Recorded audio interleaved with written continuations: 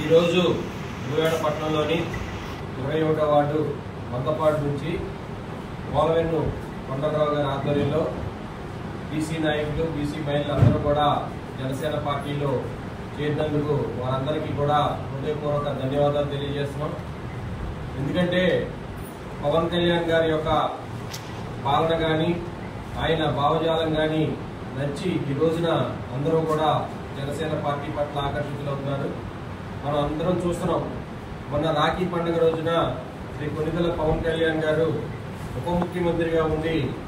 ఏదైతే వితంతువులుగా ఉండి మహిళలు ఉన్నారో వాళ్ళందరికీ కూడా పిఠాపురం నియోజకవర్గంలో సుమారుగా 1500 మందికి చీరలు పంపిణీ చేశారు. అలాగే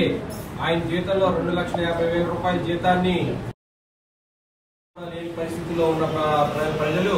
ఈ రోజున ఏజెన్సీ ప్రాంతాల్లో అనేక కోట్ల రూపాయలు ఖర్చు పెట్టి ఈ రోజున అక్కడ రోడ్లు బాగు చేసే పరిస్థితి మనం చూస్తున్నాం. అలాగే ఈ విధంగా అందరూ కూడా బాగుండాలని చెప్పి ప్రజల సంక్షేమం కోసం పనిచేస్తున్న ఉప ముఖ్యమంత్రి పవన్ కళ్యాణ్ గారి యొక్క పాలన పట్ల ఆకర్షితులైన ఈ రోజున కొండలరావు గారు కూడా 21వ వార్డు 21వ వార్డు మందపాడులో అనేక సంవత్సరాలుగా ప్రజలకు అందుబాటులో ఉన్నారు. ఆయన కూడా జనసేన పార్టీ పట్ల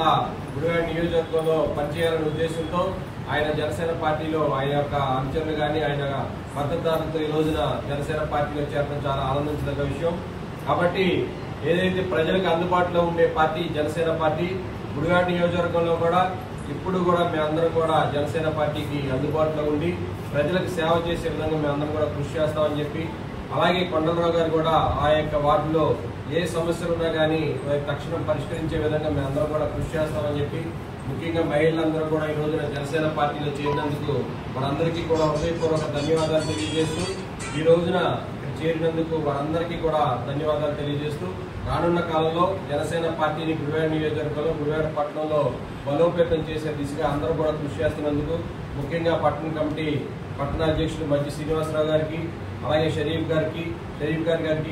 అలాగే పట్టణ ప్రధాన కార్యదర్శి సాయం రాజేష్ గారికి, ఉపాధ్యక్షులు వేమూరి త్రినాథ్ గారికి, మిగతా పెద్దలందరికీ కూడా హృదయపూర్వక ధన్యవాదాలు తెలియజేస్తూ ఇదే విధంగా జనసేన పార్టీని మరింత ప్రజలకి దగ్గరయ్యే విధంగా మీరందరూ కూడా కృషి చేస్తున్నందుకు హృదయపూర్వక ధన్యవాదాలు తెలియజేస్తూ జై జనసేన, జై తెలుగుదేశం, జై కూటమి.